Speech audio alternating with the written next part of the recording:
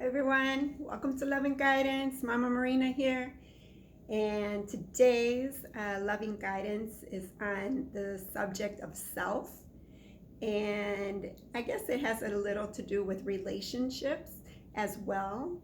The specific topic is on receiving. So, receiving, a lot of people have challenges with receiving. They're good at giving, they give and give and give of themselves on the job, caring for others, their families, their husbands, their wives. They're just constantly giving and doing for others, but they have a little bit of a difficulty with receiving and allowing themselves to receive. And this can be as simple as a compliment. Someone pays you a compliment and you brush it off, or you belittle it, and you're like, oh, this old thing, yeah, I've had this shirt for years, it's nothing, or whatever it is. Oh, I just tried something new with my hair, whatever. We minimize the compliment that is coming in instead of just receiving it and saying thank you, I appreciate that. And so when we receive compliments, they are for us. They are something special for us to accept. And that holds true with a lot of other things as well, particularly assistance. So oftentimes we feel very independent and we can do it all and we're very strong and mighty. And when somebody offers to help us in some way, whether they're holding open a door or, hey, do you need help with that? We'll shun it away. No, I got it. Thanks though. And we just kind of push it away instead of saying, I would appreciate that. If you don't mind, I would love that. And so when you receive assistance from somebody else, you are allowing a connection. You are allowing yourself to accept your humanity. There's a bit of a vulnerability to allowing yourself to receiving compliments, receiving assistance, whatever form of assistance that comes in. Financial assistance if you're hurting financially, physical assistance in help lifting, let's say, a couch or some bags, grocery bags, any kind of emotional assistance. I mean, how many people refuse to go to a counselor or a therapist because they have a judgment within themselves about having to go to a counselor. It's almost like a prejudice. They have this belief already within themselves about what people who go to counseling or to therapy are about. They might consider that type of assistance, the people who need that type of assistance, as weak or incapable, and that's not true. Sometimes we need to put our belief systems under the microscope again and say, what's wrong with going and getting emotional support, going to a support group, going to a counselor, at least trying it, giving it a chance, going to a therapist. I know for me, when my mom passed, I am guilty of this. I totally am. I tried everything first. My mom passed away. It was a sudden passing. It was unexpected. And I remember I tried acupuncture. My whole left side started to fall apart. Like I started having vision problems in my left eye, my hearing in my left ear. I had to have a tooth looked at on the left side. My heart started having arrhythmias. I went to the doctor for sudden arrhythmias that came out of nowhere. They went away after I dealt with grief. And so when she passed, I tried acupuncture, I tried massage, I tried journaling. I was trying every which way to get out my grief until somebody said, hey, I have a wonderful therapist that I highly recommend, and I think you should maybe consider going and seeing. And at first I was just like, keep your recommendation, keep your suggestion, I don't need that. And I wasn't open to receiving. I wasn't open to receiving her recommendation, her suggestion. I wasn't open to the idea of going to counseling or therapy. And it wasn't until I used that as a last resort. I was like, okay, I really am falling apart.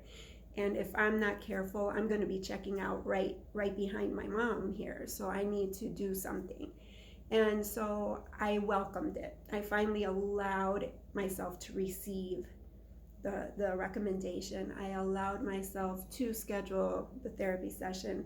And believe it or not, that therapy session, the very first one, was the pivotal point in my healing. It just was so pivotal.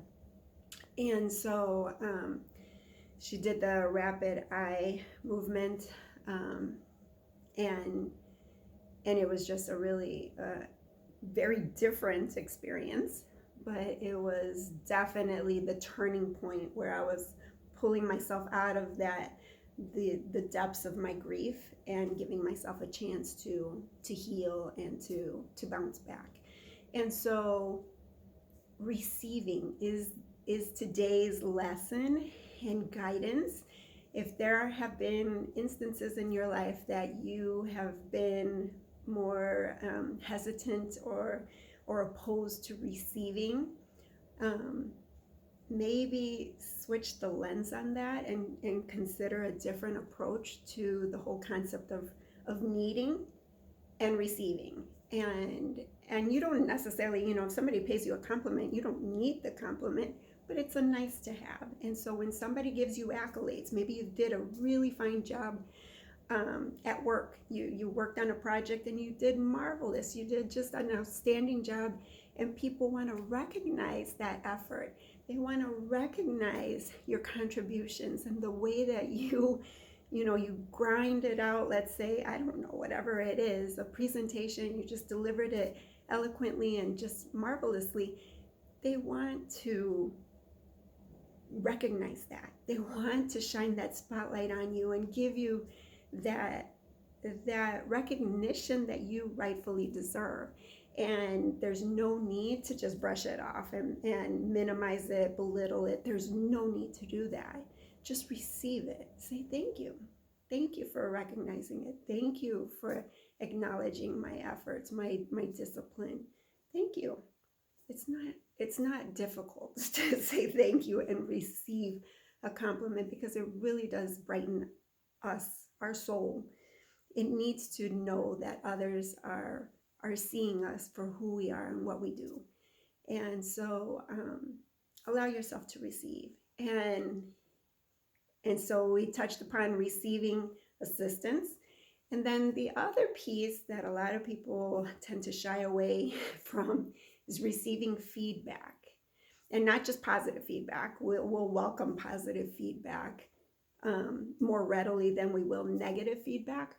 But we need feedback. Feedback is something that will benefit us in the long term. And constructive criticism, it's not something we should necessarily turn away from because we're afraid of the negative remarks that we may hear. I know that at work, I work for corporate, we have these annual evaluations, and many people are like, oh man, I got to go for my evaluation. And it just brings about a sense of almost anxiety and anxious feeling, when in reality, it should be something that's welcomed. I'm going to go. I'm going to speak to my boss. My boss is going to tell me how they perceive my work performance.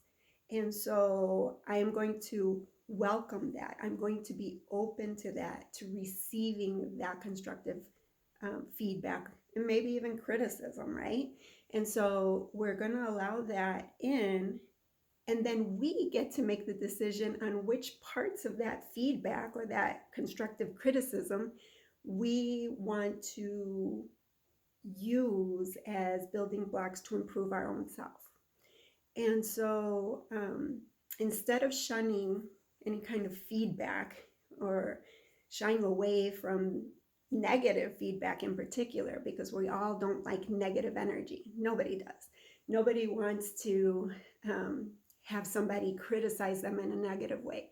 Nobody wants to be judged in a negative way through a or seen through a negative lens, right? We want to be perceived as positive and having everyone, it's better the positivity where we're embraced and accepted by everyone versus somebody not liking us or having negative remarks about us and our work, our behaviors, whatever it is. Nobody likes that.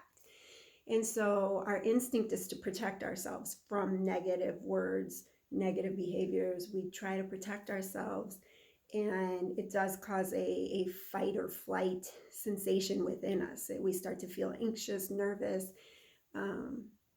but maybe we switch the lens on that and allow for and welcome it to receive, right? We're receiving the negative feedback and the constructive feedback, and then we pick and pluck the nuggets from it, and we use it to better ourselves, and not to necessarily get our emotions all riled up and ready to attack whoever said anything that was not to our liking. That's not the point.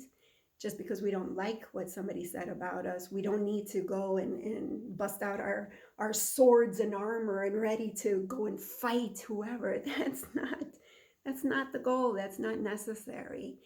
We just have to remain in control of ourselves, our inner being. Stay in control, accept the words, understand what they're saying, maybe try to see from their perspective where that's coming from, pressure test what they're saying a little bit, and receive the constructive feedback, and then do with it whatever you may. But don't allow it to just start brewing negativity within you. That's not the point of it, and it's pointless to do that. It's really pointless to get all emotionally distraught over somebody's opinion and somebody's perspective. It's just their energies, their perspective, the way that they're perceiving you or your work or whatever it is, right? So that's my guidance for you today, Mom's loving guidance. Be open to receiving the positive and the negative, and just receive. And then you're a brilliant soul. You're a brilliant being. So you get to make the decisions how you want to, or whether you want to apply any of that in your life. So yeah, positive feedback. If you're getting it, you might choose, hey, they like this, I'm going to continue to perform this way. Or I'm going to keep, I'm going to keep this hairstyle, or I'm going to wear this outfit again since so many people gave me a compliment. This perfume, so many people smelled it and said they liked the scent. So I am going to wear it again, maybe a few days from now, tomorrow, who knows? So we receive the positivity and any of the negativity through constructive feedback or, whatever, comments on your post or whatever, on pictures. All you have to do is just keep it objective, not emotional. Don't internalize it. Keep it objective. Acknowledge it for what it is, and then apply it however you may. And so, yeah, receiving. Think about how to receive and how you can grant yourself to receive. And sometimes we receive wonderful things. We receive gifts from others, and sometimes we receive blessings out of nowhere. Miracles happen, and we receive these it seems miraculous gifts from God, nature, the universe, whatever it is. Allow yourself some of the rewards of life too. Allow yourself to receive. Okay, my loves, I love you. Until next time.